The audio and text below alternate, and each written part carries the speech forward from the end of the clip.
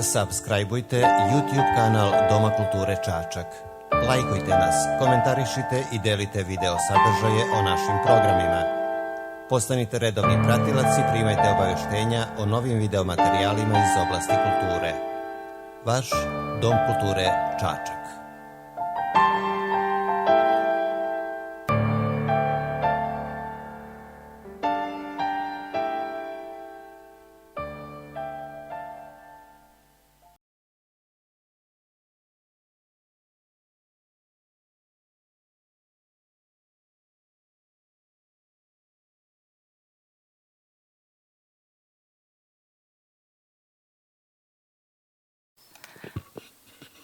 Poštovani posetioci, dobroveče. Zadovoljstvo mi je da vas pozdravim i da predstavim večerašnju temu u okviru kulturno-obrazovnog programa Doma kulture.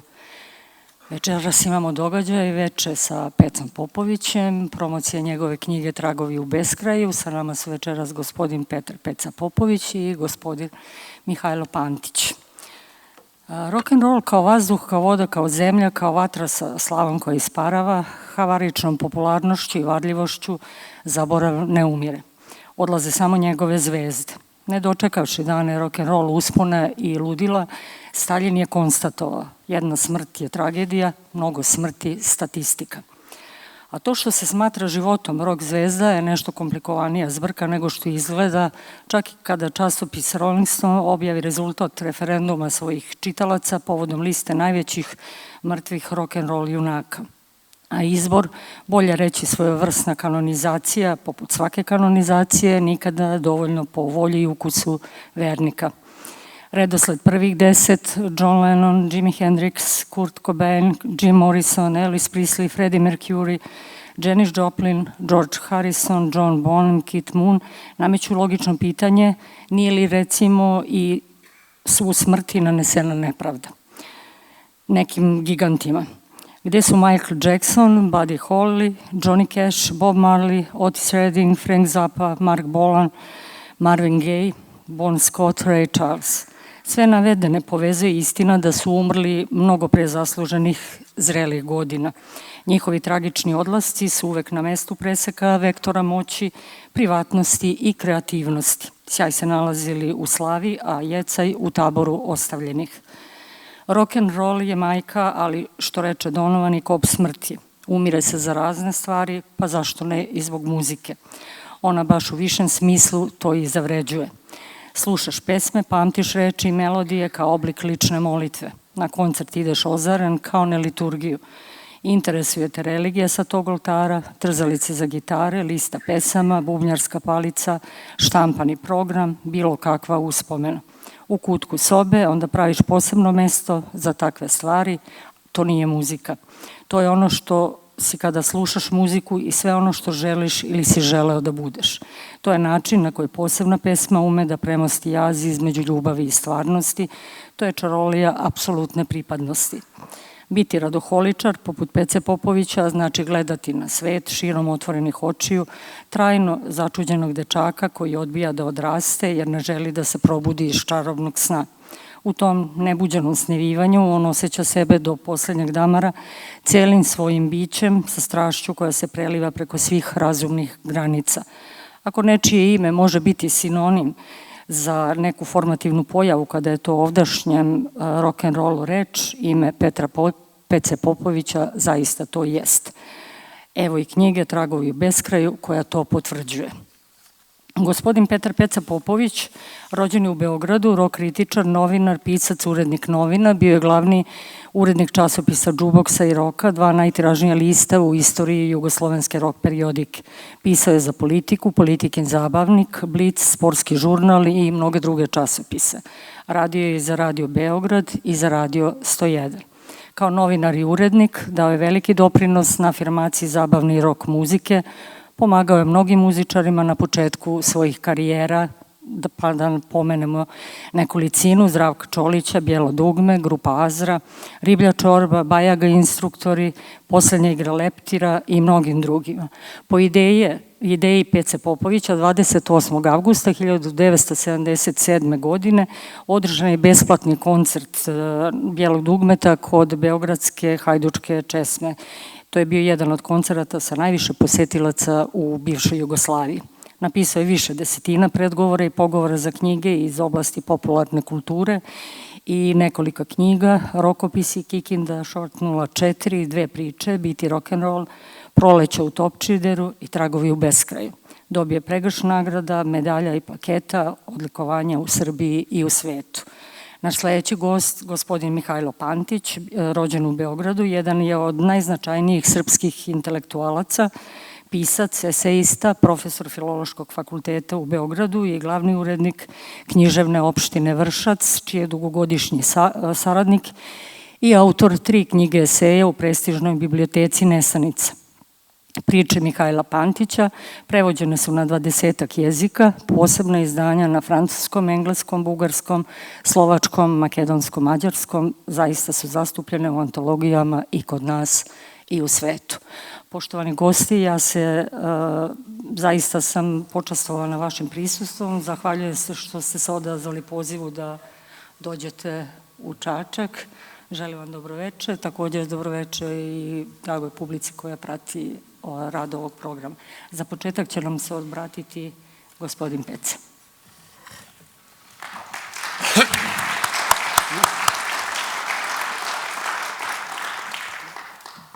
Pre svega želim da vam se zahvalim što ste došli. Svi znamo kakve su okolnosti u kojima poslednjih 14 meseci živimo. A morate da shvatite da ni meni nije sve jedno kad dođem u Čačak. Prosto. Da vam ne bi pričao, osjećam potrebu da ispravim jednu nepravdu. Naime, šaljući tekstove za prvo izdanje ove knjige, ja sam totalno prevideo jedan tekst koji je bio napisan, a koji nije poslat uredniku Pantiću. Dozvolit ćete mi da ga sada pročitam, imam razloge da ga pročitam, jer ovo je prva promocija ove knjige, a bez ove priče ta knjiga ipak nije takva kakva bi morala da bude. Molim vas, imajte strpljenja nekoliko minuta.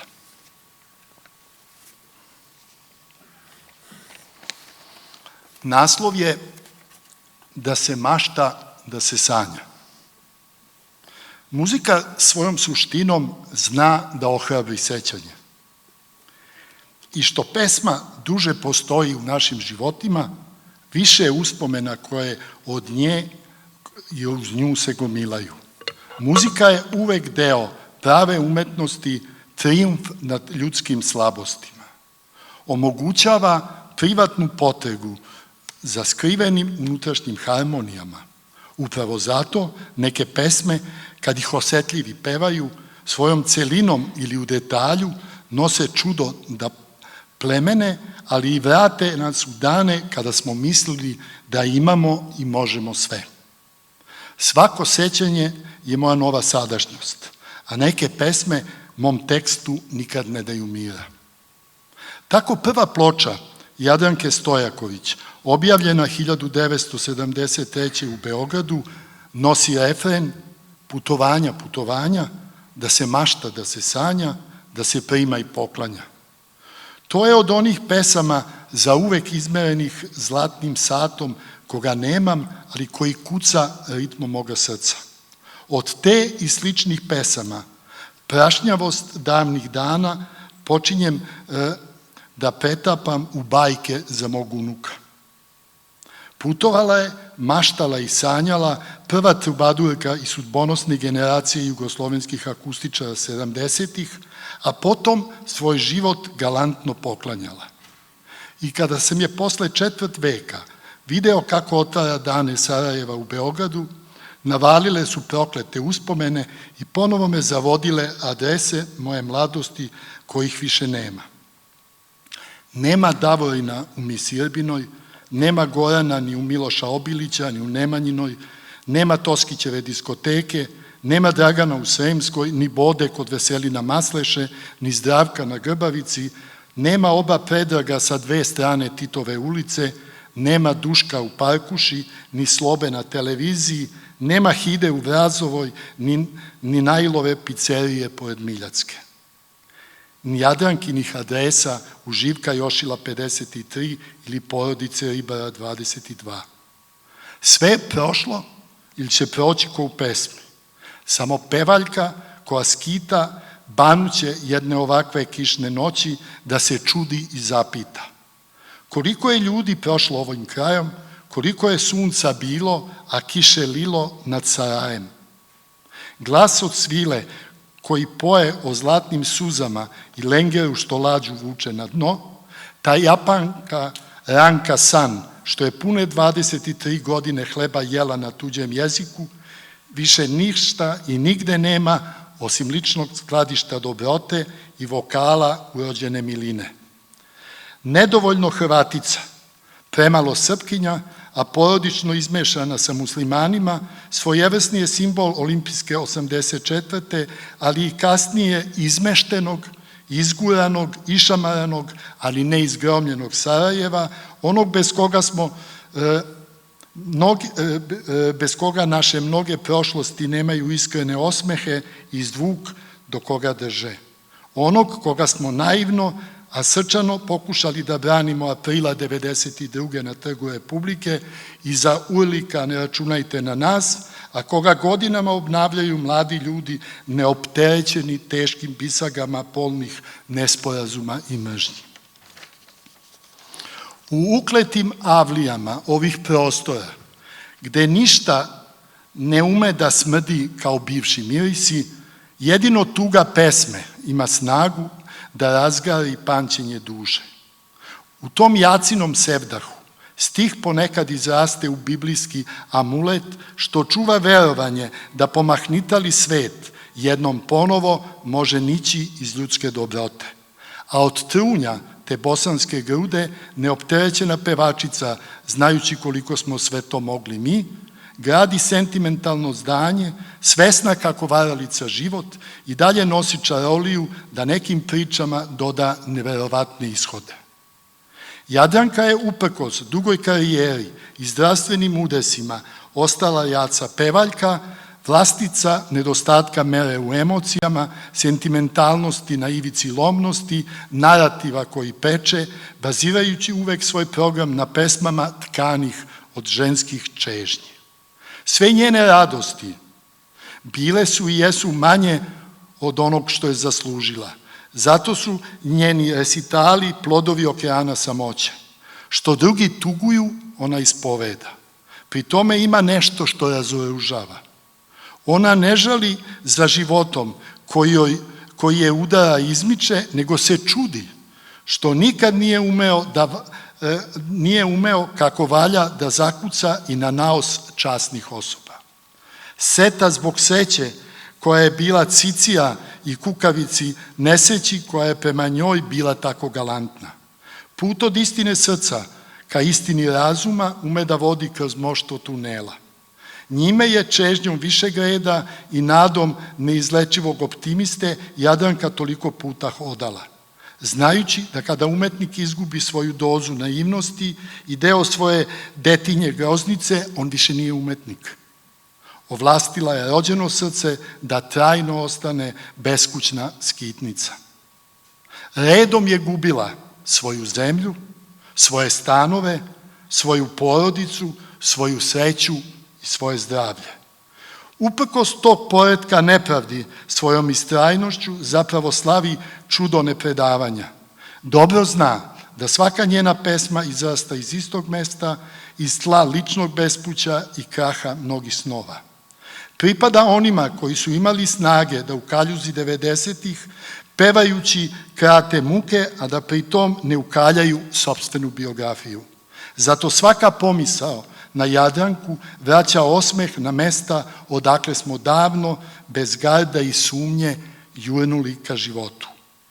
Znajući da neosetljivi ne pevaju, slušam njene pesme, sete, radosti i tuge na poseban način.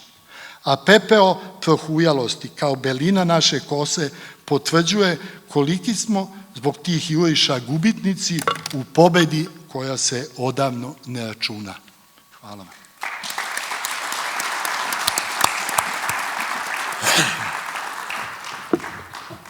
Zamolila bih gospodina Pantića da nam kaže nešto više o knjizi.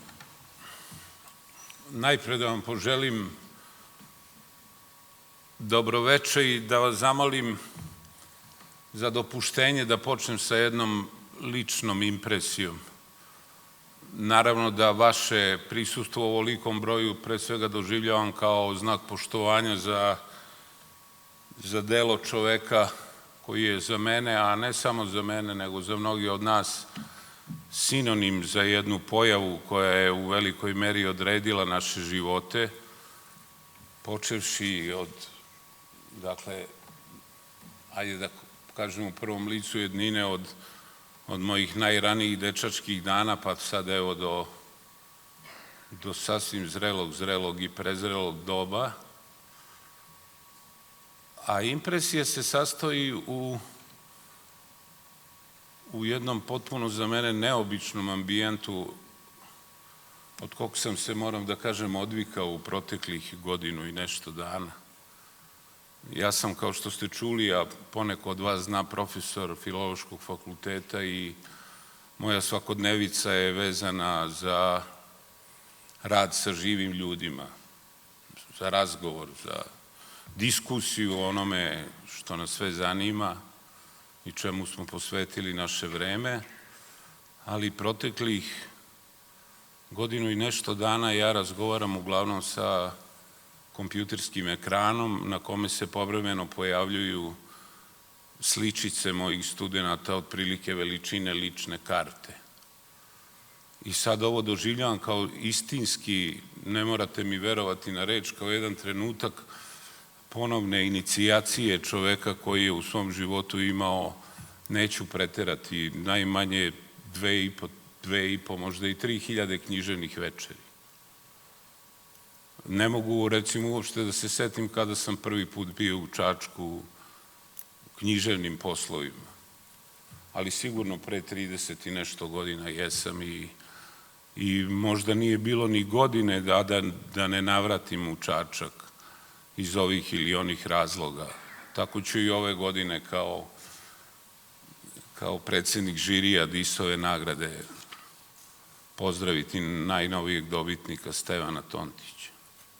Dakle, jedan potpuno za mene, eto, rekli biste za jednog rutinera koji radi ovo što radi celoga života, ali jedan trenutak u kome se naprosto vraćam živoj situaciji i moram da kažem da mi mnogo više prija ovako nego da imam osjećaj da razgovaram sa televizorom ili veš mašinom ili možda ste dobili ono upozorenje, razmenjujemo svi te duhovitosti preko mobilnih telefona. Ja sam zapamtio jedno zanimljivo od udruženja českih psihijatara, oni kažu ovako: nemojte se brinuti ukoliko u jednom trenutku u samoći počnete da razgovarate sa vašim cvećem, kućnim aparatima, slikama, tepihom. To je potpuno normalno, to se svima dešava. Ali javite nam se u onom trenutku kad oni počnu da vam odgovaraju. Znači, sad smo došli u tu situaciju zaista da nam je naprosto ovako nešto potrebno. I ja, osim ovog poštovanja za mog prijatelja, doživljavam u stvari kao jednu manifestaciju želje da se konačno izvučemo iz tog mehura od sapunice u kojem živimo već toliko predugo i što bez ikakve sumnje je prilično teško i traumatično iskustvo. Nažalost, mi živimo u podneblju u kojem smo se za ovih 40 godina nagledali i preživjeli razne grozote, ali ovo je sasvim specifična i u velikoj meri će ostati deo našeg trajnog traumatičnog pamćenja. Sad da ipak pređemo na jedan radostan moment. Ja i dalje, bez obzira na to što sam ceo život sa knjigama, izlazak svake knjige doživljavam kao neki, za mene, svečani trenutak. bez obzira što danas ima knjiga toliko koliko ima, znači jedan bezbroj. I kad kaže Borges da zamišlja biblioteku kao, da zamišlja raj kao beskonačnu biblioteku, ja vidim odjednom da to nije baš neka maštarija, kao da se to u stvari, ta njegova vizija nekako materializovala i ispustila u našu stvarnost. Gde god se okrenemo, oko nas su knjige, knjige, knjige, knjige, knjige. I sad večeras jedna, moram da kažem, neobična i životom zaslužena knjiga. Kako je do nje došlo? Pre 10 godina Peca Popović i ja smo napisali, u stvari on je napisao, ja sam mu sekundirao u toj, ja sam bio prateći vokal da ostanem u žargonu ove materije kojom se večeras bavimo. Napisao je knjigu Biti rock'n'rolla, ja sam pravio neku vrstu literarnih komentara na tu knjigu i jedna od promocija bila je upravo u Čačku, gore na spratu, bila je jako lepa promocija, ta knjiga je posle doživjela nekoliko izdanja i Peca Popović i ja smo postali prijatelji i sagovornici, gotovo svakodnevni. Nešto nas je tu vezalo, bez obzira na to što se u mnogo čemu razlikujemo, najpre u činjenici da je on ceo svoj život posvetio pisanju ovakvih tekstova, kakav je bio ovaj koji ste malo čas čuli, i ceo se dao u stvari tom velikom fenomenu i verovatno jedinoj istinski novoj umetnosti 20. veka. Mislim naravno na rock'n'roll, koji je sad umeđu vremenu ostario. Jutro sam saslušao novi solo singl Mika Džegera, on ima 77 godina i peva neku buntovničku pesmu o izlasku, o konačnom izlasku iz karantina. Znači čovek, jedan starac, zašto da ne, je ostao ono što je bio celoga života. Tako je i Peca u stvari prošao istu tu putanju, u dlaku istu tu putanju. A moj put je bio drugčiji. Mada sam u jednom trenutku u ranoj mladosti i ja bio u vrlo velikom iskušenju da se tome posvetim. Ipak u jednom trenutku čovjek mora da odluči šta je najpre, pa je onda nekako književnost odnela prevagu. I kako god, pre 2-3 godine sam postao, opet na molbu nekih mojih prijatelja, jer mi je uređivanja knjiga preko glave, ali da bismo sačuvali zaista jednu prelepu, malu, ali po značaju dalekosežno važnu izdavačku kuću, za koju svi znate, koja se zove Književna opština Vršac, gde su objavljene neke prelepe knjige. Rekao sam, dobro, hajde da to uradimo. Onda sam se setio nečega što sam prvo sebi obećao, pomalo i u inat Popoviću. Jer Popović se na svo moje insistiranja neprestano brani, kao da mu je nešto neprijatno zbog toga. Ne znam koji je to psihološki mehanizam, nisam češki psihoanalitičar da bi mogao to da vam protumačim, ali u svakom slučaju on je nekako previše skroman i previše pristojan za ovo vreme u kome je ukinuto ono pravilo koje sam naučio u 2. razredu osnovne škole, a to je da rečenicu nikada ne počinjete sa ja ukoliko želite da budete dobar stilista. Danas se naprotiv to ušlo u normalan, kako bih rekao, komunikativni opticaj i potpuno je prirodno da se japajajstvo kao jedan mehanizam društvenog ponašanja ustalio.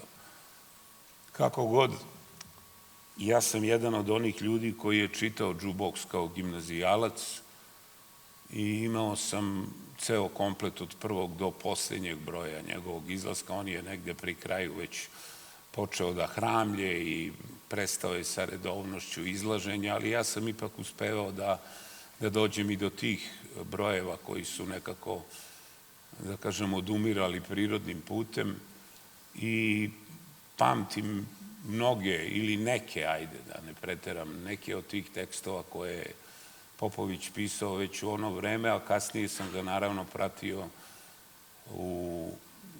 pratio tu njegovu publicističku delatnost tokom svih tih decenija o kojima sada govorimo i kao i verovatno poneko od vas, siguran sam u to, poneki Popovićev tekst za koji sam video da prevazilazi dan u kojem je objavljen, sam isecao i želeo sam da ga sačuvam naprosto. Imam tako neke fascikle, pa onda cepam časopise ili isecam iz novina. I u jednom trenutku sam, dakle, shvatio da su Popovićevi tekstovi preskočili najveću barijeru koja postoji u novinarskom pisanju, a to je ono da vam tekst, to sam već rekao, traje duže od jednog dana. Novine traju jedan dan, ali pojedini tekstovi u novinama traju ceo život. Ja sam kao dečak, recimo, u Politici čitao neke od čuvenih ondašnjih novinara, Miru Radojičića, koga sam kasnije kao mlad čovjek imao prilike i da upoznam. Čitao sam jednu rubriku, čak sam i to isecao, Zire Adamovića, izvanrednu rubriku koja se zvala Ko je na vas presudno uticao i zašto, gde je Zira Adamović u ono vreme intervju nije bio forma kakva jeste danas, nego je bila prilično retka književna forma, odnosno ne književna, umeđu vremenu je postala književna forma, ali je postala publicistička forma i čitao sam dakle i tekstove Pece Popovića i mnogi od njih sam i upamtio, a poneke od njih i poželao da sačuvam. I kad sam došao u poziciju da budem urednik književne opštine Vršac, sam sam sebi dao zadatak da objavim jedan izbor najboljeg onog što je Peca Popović za svih tih, sedite svi pa niko ne može da padne sa stolice, preko 50 godina pisanja. Znate šta je to, kakva je to karijera? 50 godina biti potpuno usredsređen na ono što vam je najbitnije u životu. I to raditi bez ikakvih pragmatičnih pomisli i raditi potpuno posvećeno i uvek u korist vrednosti i uvek u susret najpozitivnijem i najboljem što čovjek može u svom životu da stvori. Iako je ovako na prvi pogled blag i da kažem širokog pogleda, Peca Popović je u stvari neverovatno rigorozan čovjek. To nam danas nedostaje. Nedostaju nam ljudi sa kriterijumima. Lako ćemo se oko toga dogovoriti. Nema ih previše. Ali ja tvrdu vam veru dajem, nikada nisam čuo da Peca Popović piše ili govori o nečem što ne vredi. Znači, da bi neko zaslužio da Peca Popović o njemu napiše tekst, on mora da bude neko kao, recimo, Van Morrison ili Jadranka Stojaković. Znači, to je ta linija, to je ta crta ispod koje se ne može, bar neka u njegovom tom kriterološkom sistemu. Dakle, odlučio sam da napravim nekoliko knjiga. Mislim da sad imam negde u glavi 4. Za sad imam 4 takve knjige. 2 smo realizovali. Prva je bila Proleća u Topčideru. Počeli smo s njom. To je neka vrsta, ispalo je tako, ja sam kriv što je tako ispalo. Ispala je neka vrsta nehotičnih memoara. Jer ta knjiga, dakle, sabira tekstove o onom delu Beograda za koji je Peca Popović vezao sve svoje životne godine i na neki način on govori iz te pozicije, pravi jednu vrstu hronike ili hronologije svoga odrastanja i svega onoga što je njega, dakle, odredilo i učinilo onakvim kakav on jeste. To nije bio lak posao, zato što je on napisao preko 170 tekstova u kojima je Beograd na ovaj ili onaj način glavni junak, a ja sam iz tih 170 tekstova izdvojio 59, tačno, tekstova u kojima, dakle, on govori. Znači, govori iz nekakve perspektive sopstvenih sećanja i pokazalo se da je ta knjiga, da se u stvari ona čita kao jedan, da kažem, nehotični memoarski tekst, jedan skup slika, uspomena, sekvenciji o najznačajnijim ljudima koje Peca imao prilike da u svom životu sretne, upozna, sa njima postane prijatelj, a paralelno i s tim i neka vrsta opisa kulturnih preobražaja Beograda u drugoj polovini 20. veka. I onda smo nastavili dalje. Žao mi je, naravno, što nas je ova pošast sprečila u tome. Siguran sam da bi ta knjiga, bez obzira na to što je imala nekoliko izdanja, imala još barem toliko izdanja. Počeli smo da razgovaramo o tome šta bi trebalo da bude njegova druga knjiga i lako smo se dogovorili. Sada je ovog puta njegova ideja bila dominantna. Hoću da napravim knjigu o ljudima koji mi nedostaju. I kada je prikupio te tekstove na jednom mestu, shvatio sam u stvari da tu moj urednički posao nije preterano veliki ni zahtevan. Tu se manje ili više, odnosno ne ni manje ni više, nego najviše u stvari vodi računa o onome što sam vam već rekao. Znači, ovo kad pogledate ovu knjigu, kad prelistate njen sadržaj, a naročito kad sukcesivno pročitate tekstove o najznačajnijim ljudima rock'n'roll umetnosti u svetu i kod nas, naglašavam i kod nas, onda vidite da je to opet jedna vrlo specifična hronika. Sad ako sam za onu prvu knjigu rekao da ima nekakve memoarske, makar i nehotične, ali svakako memoarske elemente, za ovu knjigu bih rekao da je jedna vrsta spontane enciklopedije. Jer su tekstovi tako pisani. Pisani su kao neka komprimacija, kao neki vrlo sažeti, vrlo efektni, vrlo informativni i na prvom mestu ću to reći, vrlo sugestivni tekstovi, u što ste se mogli uveriti kad ste slušali, recimo, ovaj tekst o Jadranki Stojaković koji je pročitao. Znači, Peca Popović piše svoje tekstove bez emocionalne distance. On nema razloga da stvari objektivizuje na način suvoparan i, rekao bih, nekako leksikonski, nego piše upravo kao čovek iz samog središta stvari. I mnoge od ovih ljudi o kojima piše, on je vrlo dobro poznavao, sa nekima je bio prijatelj, sa nekima je drugovao. Imali u stvari i jednog sa kojim se nisi upoznao. Eto, vidite, dakle, to je čovek koji je bio u prilici da manje ili više oseti, ima jedna vrlo dirljiva scena posljednjeg susreta, ja je nosim kao neki refren u sebi, posljednjeg susreta sa Johnny Winterom u nekoj prikolici na posljednjem beogradskom koncertu tog velikog albino gitariste. Sebi nisam mogao da oprostim zašto nisam otišao na taj koncert, jer u tom trenutku nisam bio u Beogradu i to sam shvatio kao neki nedostatak, u tom doživljaju. Moram da kažem da mi je Popovićev tekst donekle kompenzovao, to moje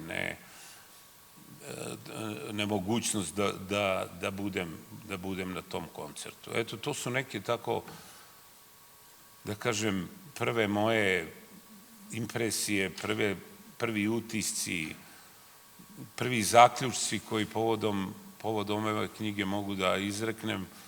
Ukoliko me on podstakne, a podstaći će me sigurno, verovatno ću vam još ponešto reći. Ali mislim da je za uvod ovoliko i zato vam se za sad privremeno zahvaljujem. Hvala vam puno. Gospodine Popoviću, vaša knjiga ima 2 odeljka. Život je samo kratka prolazna svečanost, posvećen stranim muzičarima i Dečaci ne plaču osim o našim muzičarima. Prolazite kroz galeriju besmrtnika, rock'n'roll scene, pored kojih od tih slika bi se najradije zadržali?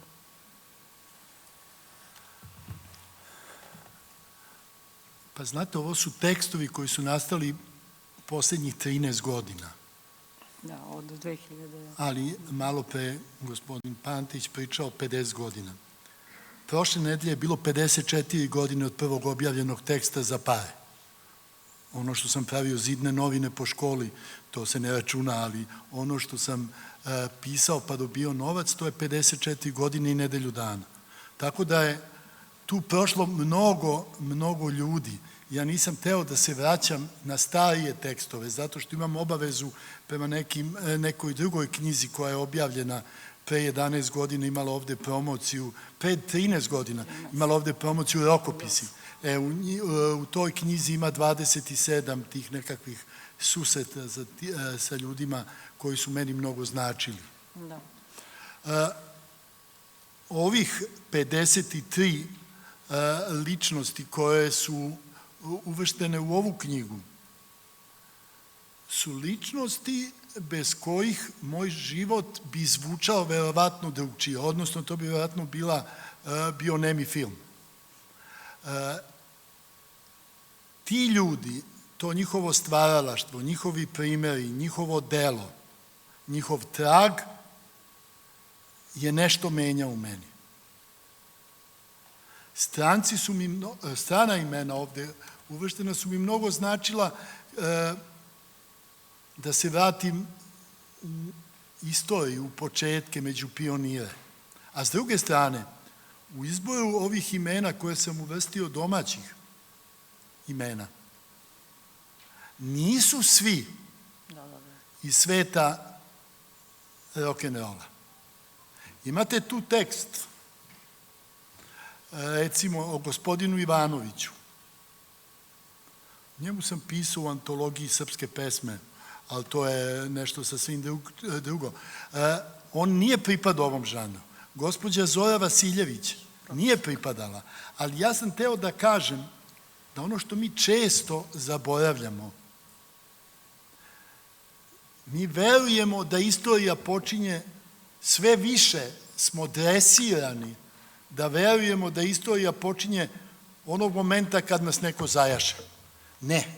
Istorija ima svoj prirodni tok, postojali su neki pioniri, postojali su neki ljudi koji su davali šansu talentima da se iskažu, postojali su neki ljudi kao Zora Vasiljević, to je član čuvene porodice Vasiljević, njen otac je pre Drugog svetskog rata i neposredno posle Drugog svetskog rata putovao sa magnetofonom preko ramena po južnoj Srbiji, po Makedoniji i po teritoriji Kosova i Metohije i skupljao zvučne zapise.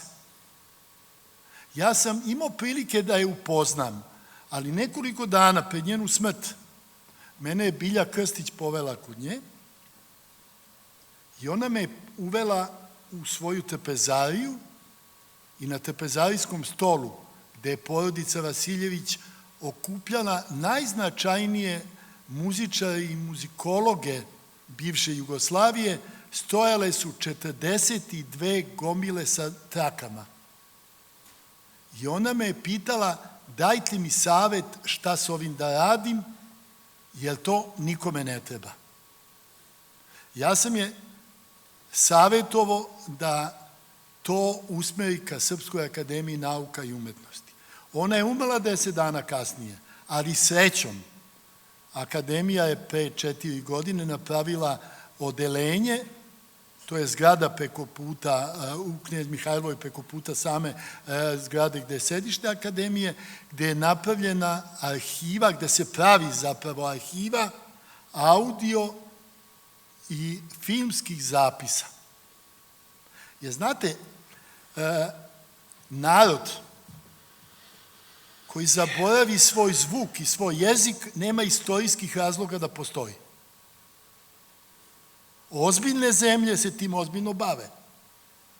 A zamislite kako izgledao život tog čoveka kad nisu bili putevi, kad nisu bili automobili, kad nisu bili transporti kakvi su kasnije nastali, putovati. Imate i tekst ovde o Ljubi Stipišiću, to je otac Džibonijev, koji je za Dalmaciju isto ono što je Vuk Karadžić za sve nas. Kada je Ljuba Stipišić umro, Džiba je finansirao objavljivanje te knjige, koja ima 1200 strana formata A4, u kojoj su 42 godine je putovao Dalmacijom, svako ostrvo je obišao, Zagoru je obišao i skupljao je umotvorine, zapise, zapisivao pesme, zapisivao legende o svakoj travci, svakoj biljki koja raste u Dalmaciji, običaje je skupljao, a pri tom je najveći vođa klapa u istoriji bivše Jugoslavije i nikoga ni dan danas nije nadmašio, koji je osnovao festival klapa u Omišu i koji je jedan žanr afirmisao da danas bude svetski prepoznat. Jer kad danas pričate o onome što ljudi zovu world music ili svetska etnomuzika, ona je danas nezamisliva bez Vuka Klapa. Kao što je nezamisliva bez udela ljudi, pionira sa ovih prostora. Isto tako, zamislite kakav bi naš život bio da nije bio, recimo, Nikola Karaklalić. Kakav bi život mlađih generacije bio da nije bio Zoran Modli. Znate, lako je biti talentovan muzičar i lako je dobiti šansu kad imate takve ljude. Ali je teško praviti karijeru zato što ste politički podobni, pa vam neko vas odvede na sve televizije, gurne vas svuda, vi nemate pesmu. Znate, muzika bez pesme nije muzika. To je priča za malu decu. Dakle, da biste vi bili, ne znam, pesnik, vi morate da imate pesmu. Da biste bili slikar, morate da imate ozbiljnu sliku. Da biste bili režiser, morate da imate film. Da biste bili pozorišni režiser, morate da imate predstavu. Ovde se mnogo vremena pokušavalo, pa i pokušava da se napravi neka veštačka vrednost. Ta veštačka vrednost, malo pre gospodin Pantić o tome pričao, ta veštačka vrednost ne može da se pravi administrativnim, odnosno da se pravi administrativnim putem. Znate, vrednost kao voda, ona nađe put. Ali, kad imate ljude koji to razumeju i prepoznaju, lakše je da vrednost nađe put. A kad imate društvene okolnosti koje ne idu toj muzici na ruku, onda to teško prolazi. Ja sam želeo kroz ove portrete, kroz ova sećanja, da prikažem obe strane. I talentovane ljude koji su nam menjali život i pionire koji su omogućali da talentovani ljudi uđu u šansu. Jer šta vredi talentovanom ako uđe u šansu kad se njegov talenat umorio? A znate, najsrećniji su oni koji su prepoznati u momentu kad taj talenat buja i kad ima šta da kaže. Jer mnogi ljudi su u muzici rekli sve u svojim 20. godinama. Pa kasnije nisu imali pesme ili su reciklirali ono što su u početku radili. A znate, ja pripadam toj generaciji 60-ih koju je nosila ta pesma, nadam se da ću umreti pre nego što ostavim. Međutim, sad smo vidjeli da je Chuck Berry umro u 91. Ne znam, Leonard Cohen u 82. trećoj, šestoj, ne znam kojoj godini. Znate, nismo mi verovali da će ta muzika stići do starosti. Ali je najlepše kad postoje talenti koji kroz vreme potvrđuju svoj kvalitet. Malo pre gospodin Pantić spomenuo Vana Morrisona. Pa evo, novu ploču slušate pa kažete, pa izvini, to je ista energija, to je isto čudo kao 64. kad smo slušali Gloriju. Ili Don't Bring Me Down, da. To je to isto. Sve što pišete, sve što radite, pokušavate da nađete zrno nečega što vas je usmeravalo kroz život. A ja kažem da ja nisam upoznao sve te ljude. Ja bi bio verovatno sa svim drugčiji. Ne kažem da bi bio bolji, ni gori, ali ne bi bio ovako bogat. Da, svakako. Svakako, hvala vam. I još nešto da kažem, među ovim ljudima o kojima pišem, imate dve osobe. Jedno je Sam Andrews, a drugo je Paul Kantner. Evo, ne verujem da neko u sali, a mislim da znam jednu osobu koja zna, da su obe osobe u posljednjoj godini svog života prošle kroz Čačak. Išle su u Užice na Blues Festival. Sam Andrews je onaj čovjek koji je osnovao Big Brother and Holding Company, prvi švaler Janis Joplin. On je onaj što svira uvod Summertime. On je prošao kroz Čačak kad je išao u Užice. Zanimljivo, koncert Užicu je prvi koncert njihove posljednje evropske turneje. Godinu dana kasnije je umro. Paul Kantner je čovjek koji je osnovao Jefferson Airplane, odnosno Jefferson Starship. I on je godinu dana kasnije isto nastupao u Užicu i posvađali su se pre prvog koncerta u Nemačkoj i vratili se u Kaliforniju i taj ostatak grupe se raspao, a mi smo bili upravo u San Francisku kad je umro i on i Marty Balin. Isto drugi osnivač Jefferson Airplane. Ali šta je kuriozitet? Toliko stvari ima koje su se desile, a mi ne znamo. A zamislite, oba koncerta nisu imala u Užicu više od 120-130 prodati karata. Da su bila u Beogradu, imali bi 5000 ljudi.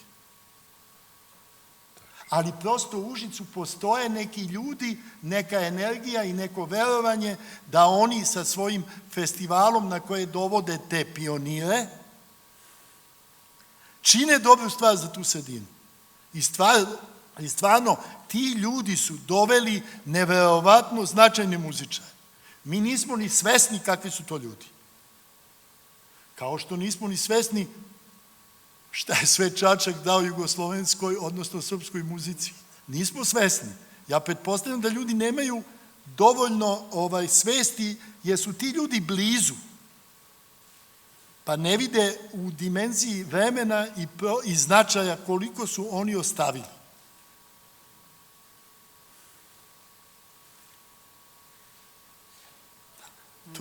To je nešto, znate, što moramo često o tome pričati, da podsjetimo, da ohrabrimo ljude, da se ne stide svojih sredina, da razumeju da se tu događaju stvari na nekoliko nivoa koje su značajne. Pa, evo, obećao sam da ću ispričati, ako ljudi imaju strpljenja, da ispričam meni najdražu priču o Čačku. Priča mi je Puriša Đorđević. Ima je u televizijskoj seriji koja se neće prikazati. Dakle, Puriša Đorđević mi je pričao jednu divnu priču o Čačku. dešava se, bio je pre rata hotel Pariz u Čačku. Pored hotela Pariz je bila javna kuća. I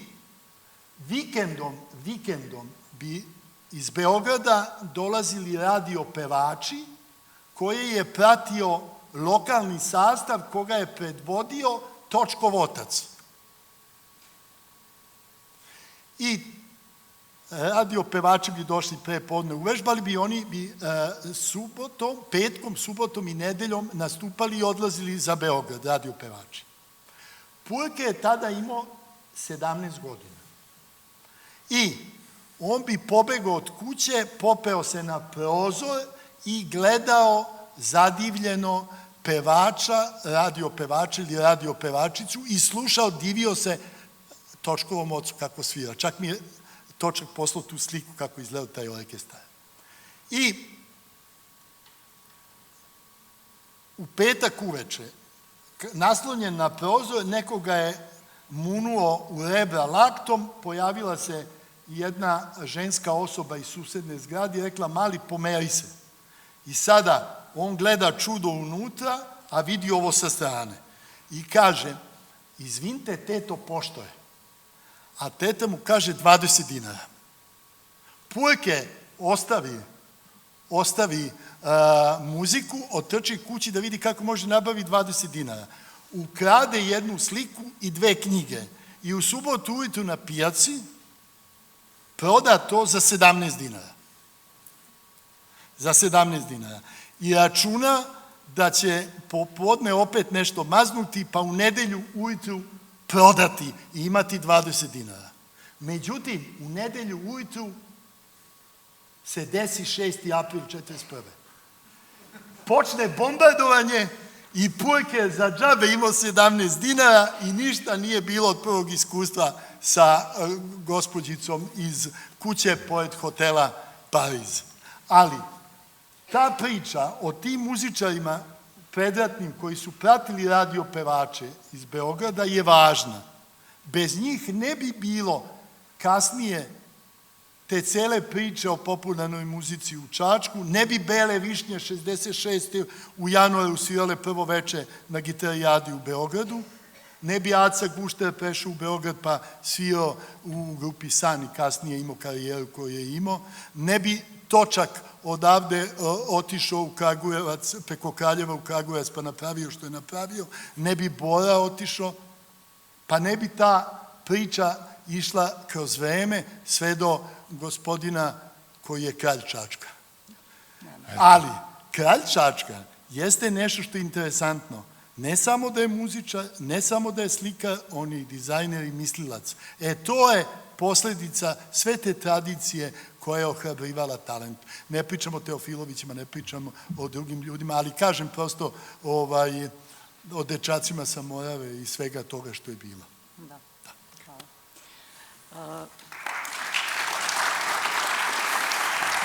Ali to je bilo samo jedno pitanje. Da, to je bilo jedno pitanje. Nećemo se. Knjiga je jako emotivno napisana, svaka priča, zaista je toplo preporučujem svima, sa jako divnim opisima, obzirom da, kao što gospodin Pantić izjave da gotovo sve te muzičare ste poznavali, da li vam je od svih ovih o kojima ste pisali bilo baš za nekoga jako teško da napišete priču o njemu? Kada izgubite nekog koga poznate, uvek vam je teško. Uvek vam je teško. Najteže vam je kada neko vama blizak iz tog sveta umre, a prethodno vas pozove da mu govorite na sahranu. To vam je najteže. A to mi se desilo u 3 slučaja iz ove knjige. A znate, vi kad sahranjujete nekoga, vi sahranjujete uvek i deo sebe. I rekao je gospodin Pantić da ja ne pišem objektivno nego subjektivno. Mene niko nije ovlastio da pišem objektivno. Mene je moje srce obavezalo da pišem subjektivno. Jer kako biti objektivan o Arsenu Dediću? Kako? Da Arsen nije 69. objavio Čovek kao ja, da nije snimio album pevajući u prvom licu jednine. To je isto kao kad je Tito napravio most na Neretvi pa prešao s jedne obale na drugu. Kao kad je Nikola Karaklajić prešao sa drugog programa Radio Beograda na prvi. Kako da vam kažem, to je prelaz jako važan. On je ukinuo, do tada se u našoj popularnoj muzici pevalo neutralno. Prvo lice jednine je bilo prvo lice množine. Pevalo se mi, pevalo se neutralno. A Arsen je pevao ja. To ja je omogućilo svima ozbiljnim autorima rock muzike u Jugoslaviji da se ne stide svoga ja. Taj primer je dragocen i bez njega bi sve drugčije bilo. Znate, kad je on otvorio svoj šinjel, istrčali su svi najtalentovaniji. Ne zaboravite, prva pesma posle toga, posle Arsenovog albuma, Čovek kao ja, prva pesma je Dadina, za koji život treba da se rodim. To je direktno proisteklo iz poetike Arsenove. A ne zaboravite, Arsen je do poslednjeg dana svoga života ostao autor. Da, on je pisao sve svoje. Znate? I što je najveći štos, on je bio čovek koji se radovao tuđim uspesima ljudi koji ne pripadaju njegovoj generaciji. Znate, Arsen je nama pričao, imam svedoka moju suprugu ovdje, nama je pričao koliko mu je bilo važno kad je u Beogradu u pozorištu na Terazijama izašao sa gitarom uz Boru Đorđevića i Predina.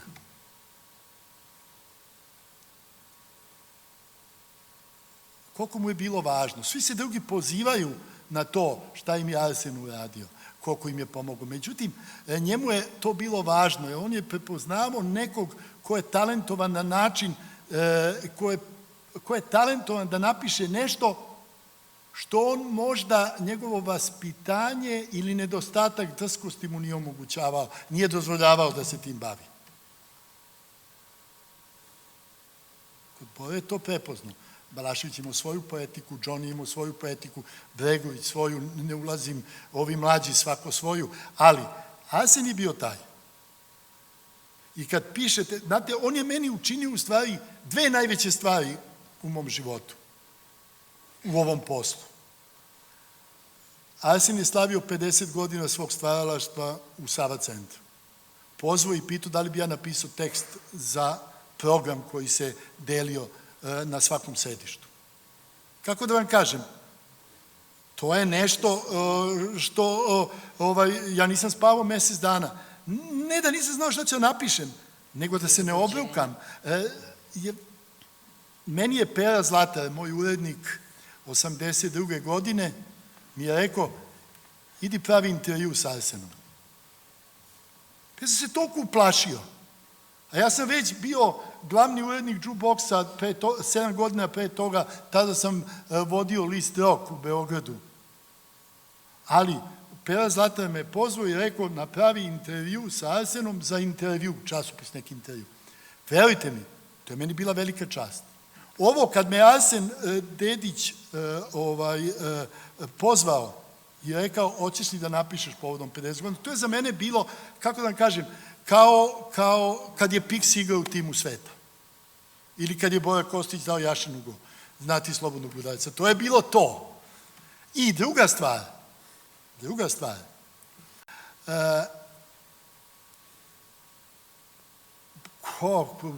koju prosto ne verujem da mi se desila.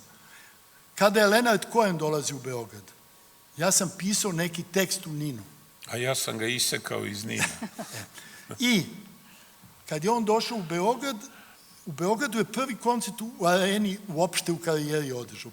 Svirao po kamernim salama i divnim holovima, ali prvi koncert u karijeri ima u Beogradu u areni. Nije nastupao prethodno u arenama. I on je, nekomu je pročitao i preveo taj tekst.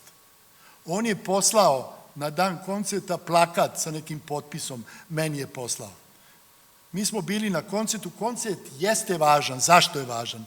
Nikad u Beogradu nije postojao koncert sa 11 pesama na bisu. Kad se koncert završio, on je još 11 pesama otpevao. I od tada do smrti samo je nastupao po arenama.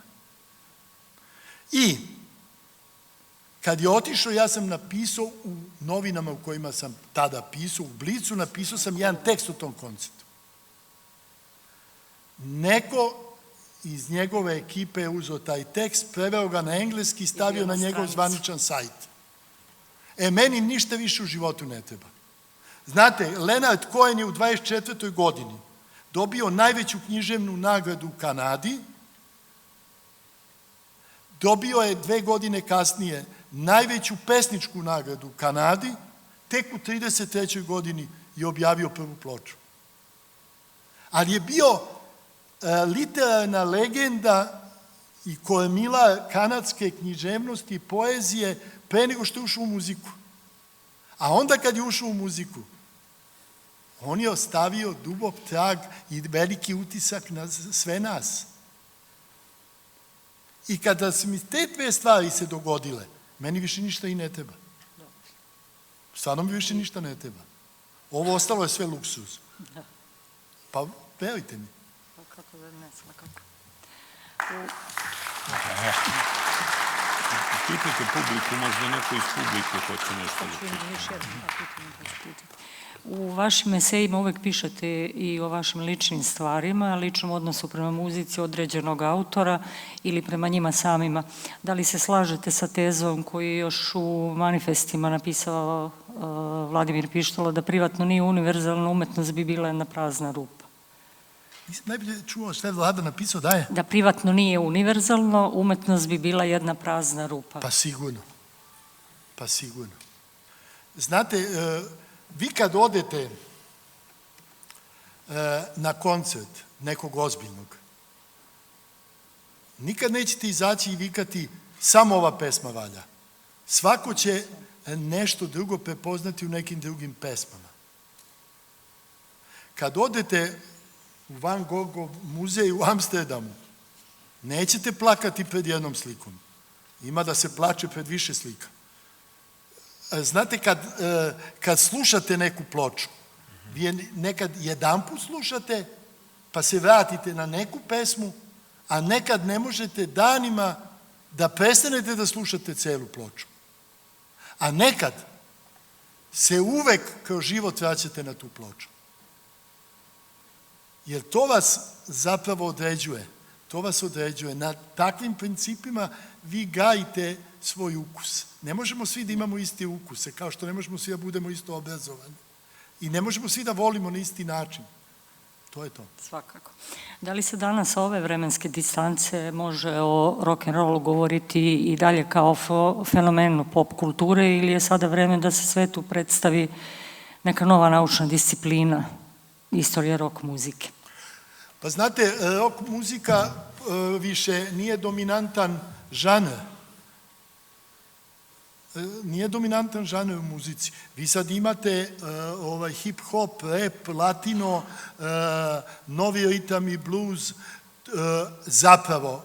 Zapravo, Rolling Stone je pred 2 meseca napisao da više ne postoje žanrovi. Znate, u jednom momentu, mi smo zvali 60-ih sve rock'n'roll, a znali smo tačno šta je rock'n'roll.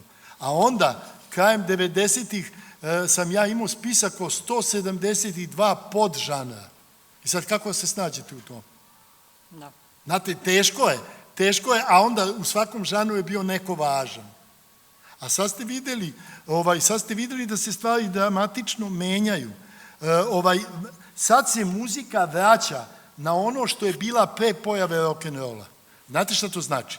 To znači da odvojeno postoje ljudi koji prave neke melodije, neke delove, neke kombinacije zvukova, da odvojeno postoje tekstopisci, da odvojeno postoje producenti, pa na osnovu toga se biraju izvođači.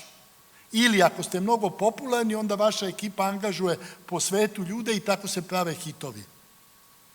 Tako je bilo u Njujorku iznad Times Square 40-ih i početkom 50-ih, Brill House, čuveni Brill Building, gde su bile male prostorice, gde su sedeli tekstopisci i sad neko dođe i kaže odite sa onom velikom magnetofonu da čujete malo, pa onda oni ceo dan pokušaju da naprave neke stihove. Danas se to radi tako što na 1000 adresa po svetu šalju te semplove ili delove kompozicija pa se stvara. Ne znam da li znate, ali ovo je interesantno znati.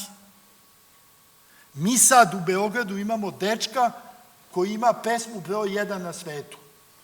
Ja ne znam čoveka, zove se Young Za, napravio je pesmu za Cardi B, Up, koja je već 6 nedelja ili broj 1 ili broj 2 u Americi.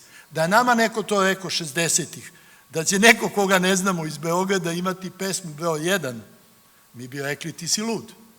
Ali da nam je 60-ih neko rekao da ćemo imati domaće muzičare koji će biti poznati širom sveta, putovati po svetu, održavati koncerte, isto ne bi verovali. Znate, lako je meni sad vratiti me u 64. pa da ja kažem, evo Nikola Karaklajić je odno snimak Zlatnih dečaka u Philips u Eindhoven, pa su oni objavili prvi singl na etiketi Fontani, 64. a Jugoton im objavio 96. u Jugoslaviji, a nedavno im je objavljeno u PGP-u taj snimak, a studio gde je nastala ta pesma je daleko od PGP-a 150 metara. A onda vidite da su sve beogradske grupe, najvažnije 60-ih, snimale u Diskosu. Nisu snimale u Beogradu, nisu objavljivale ploče u Beogradu. Sve najvažnije grupe Novog Talasa su objavljivale prvo ploče u Jugotonu. Znači, i treba imati sreću da to što radite neko iz vaše okoline razume. Pomenuli ste u više navrata Nikolu Karaklajića. Da. Pa volila bih da podelite sa publikom onaj deo koji, kada ste napisali, pošto je bio poznati šahista, kada je bio onaj duel sa ruskom ekipom, kada mu je ponuđeno... Da, dakle, hoću da se vratim u njegov život pre nego što je postao radiovoditelj. Dakle, Nikola Karaklajić je iz Nebojšine ulice na Vračaru, iz onih baraka ispod gde se sad nalazi Narodna biblioteka, tu su bile neke kuće u kojima stanovo siromašan svet. Nikola Karaklajić nikad nije znao oca. Majka mu je bila vešerka i ona je izdržavala jedinca pranjem veša po celom Čuburi. I Nikola je kao najbolji đak osnovne škole upisan u srednju školu kad je napravljena gimnazija Kralja Aleksandra na Topčićevskom brdu, tamo gde sad istorijski arhiv, to je bio prvi internat i Nikola je bio sa kraljem Petrom, ista generacija, pre Drugog svetskog rata. Posle rata, kad je završio gimnaziju je završio do rata, fakultet je završio krajem 40-ih i počeo je tokom fakulteta da igra šah. Kao šahista osvojio je prvenstvo Beograda i ušao je u onu čuvenu olimpijsku ekipu Gligorić, Matanović, Matulović, Ivkov, Karaklajić, Bertok. I Oni su osvojili srebrnu medalju na šahovskoj olimpijadi, 56. valjda, a 58. godine u Kolarčevom univerzitetu igrao se meč Jugoslavija protiv Sovjetskog saveza. I na zgradi je bio napravljen ogromna maketa šaha i sa merdevinama su se ljudi peli i pokazivali poteze. Rezultat je bio 9-9. I Nikola je igrao odlučujuću partiju. I dobio je odlučujuću partiju. I to je prvi poraz Sovjetskog saveza u šahu. Za nagradu su pitali Nikolu, koji je završio filološki fakultet, šta bi hteo da radi. On je rekao, hteo bi da radim na radiju. Nikola nikad nije bio član partije, nije bio politički podoban, što bi se reklo, ali kao zaslužni internacionalni majstor, on je imao 3 internacionalna bala, ali nikad nije teo da traži velemajstorsku titulu. Ja sam često pravio neke koktele, pa rekao, može ovaj koktel da bude bal, pa da vi prođete kao velemajstor. Ali šta je što? Kao takav je dobio šansu. Dobio je šansu na radiju da napravi 10 emisija uleto 1961. na drugom programu Radio Beograda. On je napravio emisiju koja se zvala Muzički automat. Zašto muzički automat? Nije smelo da se zove jukebox, zato što onda nismo bili pod okupacijom tuđih jezika. Sad smo pod okupacijom. I on je nazvao svoju emisiju Muzički automat. Sve bi bilo u redu da za tih 10 nedelja nije došlo 18.000 pisama. I kad su ljudi u radiju videli da jedna emisija koja se jedanput nedeljno emituje ima 18.000 nekakvih dopisnica i pisama, dali su mu šansu da napravi emisiju nedeljom u 9:05, ona se zvala Sastanak u 9:05. I to je prva emisija tog tipa na jugoslovenskim radiostanicama. 66. na drugom programu se pridružuje Nikola Nešković, pravi Muzički automat i Prijatelja zvezde. 68. Nikola prelazi na prvi program, pravi Veče uz radio. Ja sam tada počeo da radim sa njim, on mi je pružio šansu, a 67. je pravio Koncert za mladi ludi svet. Bio je urednik televizijske emisije Koncert za mladi ludi svet. Zašto? Ja tu pričam po 1000. put, ali možda ljudi ne znaju ovde, a možda ih bude zanimljivo. Koncert za mladi ludi svet se emitovao ponedeljkom u 6:30 uveče. Bio je sastavljen od domaćih pesama, a za svaku pesmu je Jovan Ristić-Rica, kasnije čuveni režiser i urednik i RTS-a i drugih televizija, je filmskom kamerom pravio spotove za svaku pesmu. 1967. niko na svetu nije pravio spotove. Postojala su 2 filma Beatlesa, postojali su snimci sa koncerata, najčuvenije američke i engleske televizijske emisije, kao što je u Engleskoj Ready, Steady, Go ili Top of the Pops, one su se emitovale tako što bi najpopularnije grupe došle u studio i na playback izvodile. A mi smo imali spotove. A kad vi danas kažete muzički spot su Queen iz decembra 1975. znači 8 godina posle toga. Taj program se emitovao ponedeljkom, svakog prvog ponedeljka u 6:30. U Jugoslaviji ponedeljkom nije postojao 6. čas u školama. Svi smo bežali. Onda je donesena jedna revolucionarna odluka na nivou JRT-a, Jugoslovenske radiotelevizije, i dnevnik sa 7 je zauvek pomeren na 7:30. A Koncert za mladi ludi svet je stavljen u 7. I više niste bežali sa časom. I onda ste lepo, završi se u 20 do 7, 6. čas i onda ste mogli da idete da gledate. To je Nikolina uloga. Ali onda se desila jedna velika nepravda kad je Nikola Karaklajić umeo. Niko u Radio Beogradu nije napravio komemoraciju, niko mu na grobu nije govorio i razume se, nije stavljen u aleju zaslušnih građana. Razume se.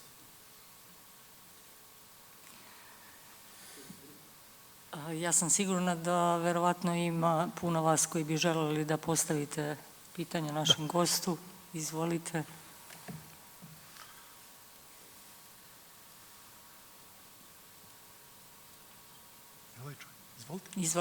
Izvolite.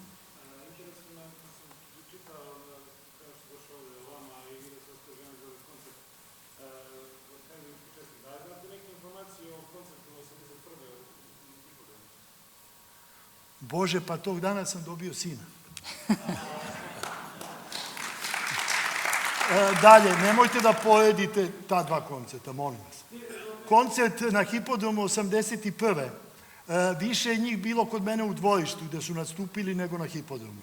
Odmah da vam kažem, isekli smo 17 najvećih stabala u mom dvorištu da bi nova beba što se rodila mogla da igra fudbal. To je u stvari, koncert na Hipodromu je bilo 7-8 hiljada ljudi, pošto je bila kiša i prvo i drugo veče. Ali, sigurno da je divan, to ne zaboravite, posljednji koncert Iron Maidena u toj postavi. Jer je Bruce došao da bude pevač. Posle toga, oni jesu bili Steve je bio i trojica su bili kod nas u dvorištu, izmotavali su sa ovim ostalim muzičarima. Znate po čemu ja to pamtim? Bregović je zadržao grupu Haustor da mu pozajme onu belu gitaru da svira na njoj. I onda oni su svirali u subotu, pa su ostali Rundek da čuva gitaru. I dao je Goranu da svira gitaru u nedelju. Kad je završili, svi su došli kod nas u baštu, Rundeka, Goran je vratio iz Zabine Rundeku gitaru.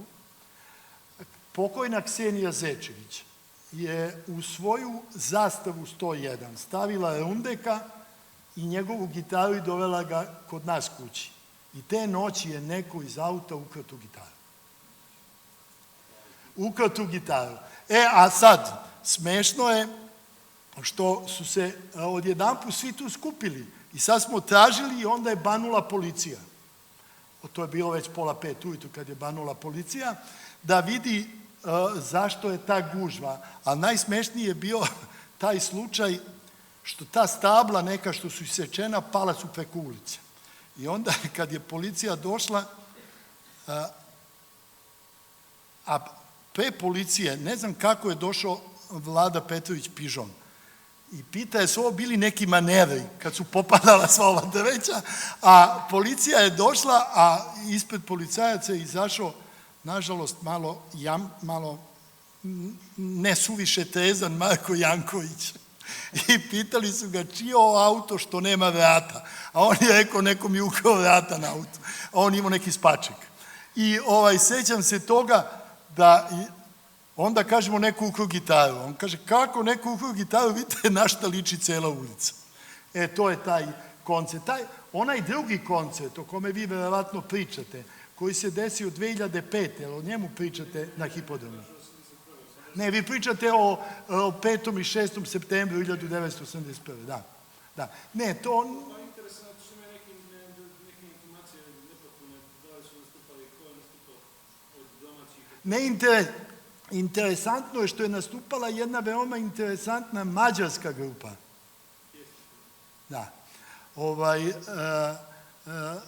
To su delovi Lokomotiv GT i Ilješa su se nešto iskombinovali za taj nastup, a od domaćih bilo je puno grupa domaćih je bilo, spominjao sam, Johnny nije svirao, Johnny je bio kod nas, bio je na koncertu, ali nije svirao. Nije svirao jer je on imao kasnije zakazan one koncerte, ako znate, onih 5 komada u SKC-u. Pa nije svirao, piloti su svirali, sećam se, ovi su doveli neke Bosance koji su bili tada aktuelni. Bilo je neafirmisanih grupa, bilo je i svakako. Ko? Neafirmisanih grupa. Da. Ali ne mogu da setim svih imena. Ja sam više bio kod mene. Ne, ali mi iz naših dvorišta lepo čujemo šta se događa na hipodromu. Lepo čujemo. Da li ima još neko pitanje možda? Pa evo, ako nema, ja bih samo za kraj još, pošto pišete decenijama o rock'n'rollu, bavite se i odlično stojite na tom tlu publicistike, koji su po vama novinari dali pečat novom poimanju i sagledavanju rock'n'roll kulture? Evo, to bi bilo za kraj. Da li imate naslednika nekog? Mislite na naš prostor ili na svetski? Ne, na naš, da se zadržim na naš. Pa znate šta, prvi muzički časopis je osnovan onog dana kad se pojavila prva ploča Beatlesa, 5. oktobra 1962. Mika Antić je u Novom Sadu osnovao Ritam. U časopisu Ritam je pisala generacija koja nije pripadala rock'n'rollu. U časopisu Ritam se nije pisalo Beatlesima, recimo. Podnaslov je bio časopis za džez i zabavnu muziku.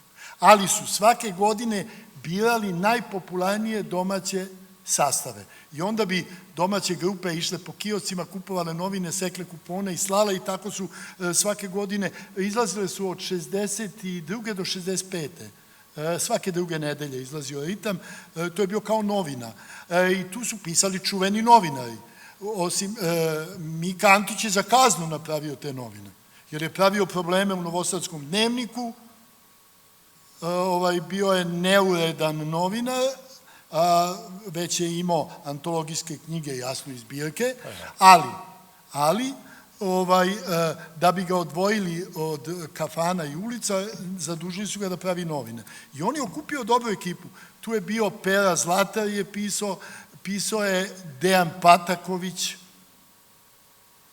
od starijih, ja mislim i Višnja Marjanović da je pisala, pisalo je, iz Zagreba su pisali stariji ljudi o džezu i bluzu, čak i prvi Nikolin jukebox iz maja 66.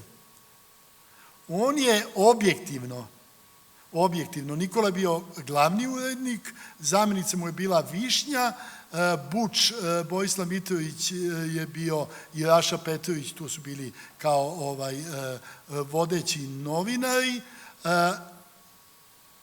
Jedino ko je pripadao objektivno svetu rock'n'rolla bio je Nenad Dukić, koji je kasnije postao filmski kritičar, koji je zamenio Valčića kao pevača u Crnim biserima. Vodio je na prvoj gitarijadi Duku i Čavke. A onda je, on je pripadao jedini u tom prvom jukeboxu. A ovaj jukebox u kome sam ja imao nekakav mandat, od 74. do kasnije do 85. ali ja sam bio do 77. On je podrazumevao samo ovu generaciju, koja je rođena upravo u periodu nastanka rock'n'rolla. I ja mislim da je ta generacija to drugčije doživljavala. Ovi su bili ugledni, važni, međutim, veliku ulogu u afirmaciji svega toga je odigrala zagrebačka štampa. Pera Zlatar kao glavni urednik Plavog vjesnika je odigrao krajem 60-ih važnu ulogu, jer je osetio to i posvetio veliki prostor popularnoj muzici, ali 69. se desilo to što se desilo sa Pop Ekspresom, to su zagrebačke novine fenomenalne. To su prve underground novine u Jugoslaviji. Ne zaboravite, u tim novinama je objavljeno Ne daj Sines i Mostarske kiše. U tim novinama na posljednjoj strani. Ali imali su Ranka Antonića, Veljka Despota, Sinišu Škaricu, tu je počeo već, jedan tekst je objavio Darko Glavan, počeo je da piše, ne, Dražen nije pisao, Dražen u Studentskom listu tek počeo krajem 70. da piše. Dakle, Veljko Despot koji je osnovao fan klub Beatlesa u Zagrebu, u Gajevoj ulici, i koji je posle postao licencni urednik Jugotona, veoma važna ličnost u našoj diskografiji. On je putovao po Engleskoj i kao izdavač ploča Beatlesa i Rolling Stonesa imao je pristup na snimanju i Beatlesa i Rolling Stonesa i on je pisao autentične tekstove. Dalje, Toni Nartić je pisao tekstove o sceni u San Francisku, koju u Beogradu se niko nije bavio time. Pa znate, Woodstock se desio 15., 16. i 17. avgusta 69. Naše novine u Beogradu su mjesec dana kasnije tek pisale. Znate, a kad je bilo 50 godina, pre 2 godine, niste mogli da živite, svi su se sećali toga. Prosto vremena se menjaju i odnos prema istorijskim događajima se menja. Ali ja mislim da je ta generacija s kraja 70-ih, kad sam ja već otišao iz jukeboxa, koja je pisala kad je počeo se događa novi talas. Veoma važna. Sve te ljude sam zapravo ja angažovao za moj jukebox, ali sam ja već otišao u kuću politike i onda to je Branko Vukojević, Moma Rajin i generacija koju su oni uključili, Kremer, ne znam, Pera Luković, oni su odigrali važnu ulogu u afirmaciju novog talasa i panka i mislim da je tu njihova uloga ogromna. Onda se pojavio Žikić koji je došao iz Valjeva, iz Pančeva i ta generacija je došla početkom 80-ih i posle imamo divnih autora, divnih pisaca i nešto što je važno, što je uvek osjećam potrebu da kažem. Ja sam srećan čovek. Vodio sam stvarno 2 najuspešnija lista. Ali, ja sam bio tu najgori. Svi su oni bolji od mene. Ali svi su oni bolji od mene. I to je moj najveći uspeh u životu. Što sam umeo da odaberem ekipu koja je bolja od mene. Svi su oni objavili svoje knjige, svi su oni napravili ozbiljne karijere. Iz tog lista Rok, koji je napravljen na jednom stolu u podrumu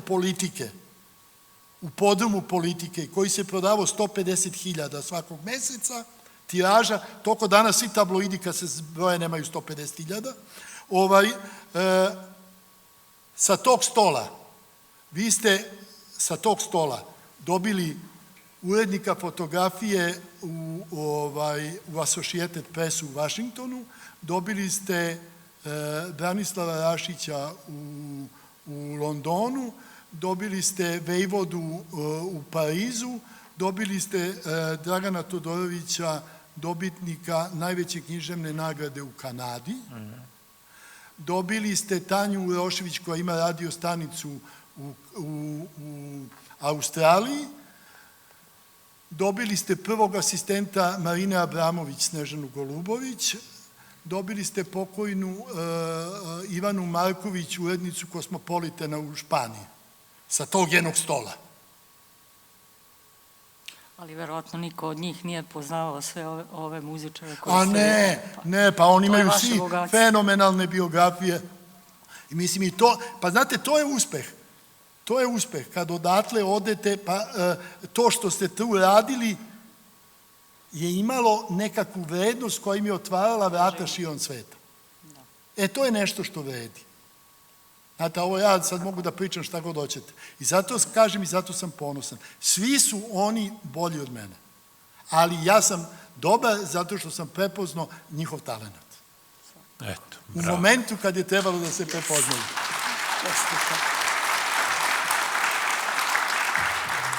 Nažalost, vreme nam ne dozvoljava da ostavili smo još jedan dobar deo pitanja, tako da ću ja ovo večer smatrati samo kao prvi deo vašeg gostovanja. Nastavit ćemo možda u drugoj polovini godine.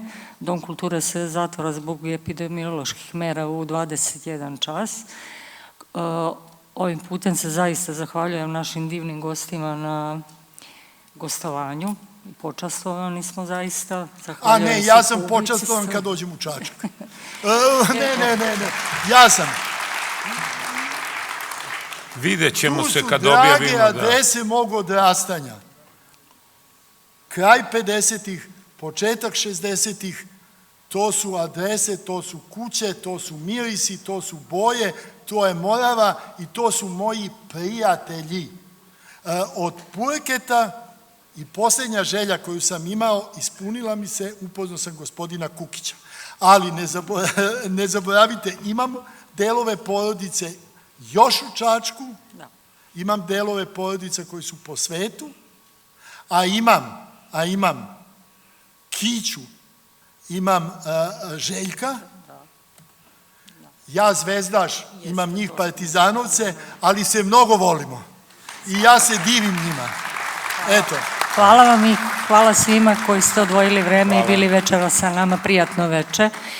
Knjige, ko je zainteresovan, knjige su večeras po promotivnoj ceni 600 dinara. Hvala lepo. Hvala vam. Hvala.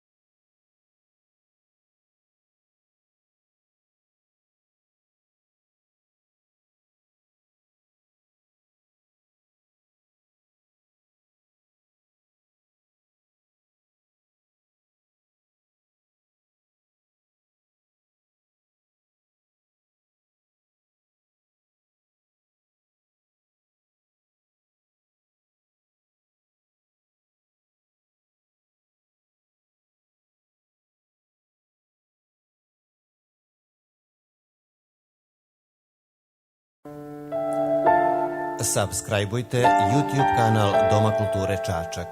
Lajkujte nas, komentarišite i delite video sadržaje o našim programima.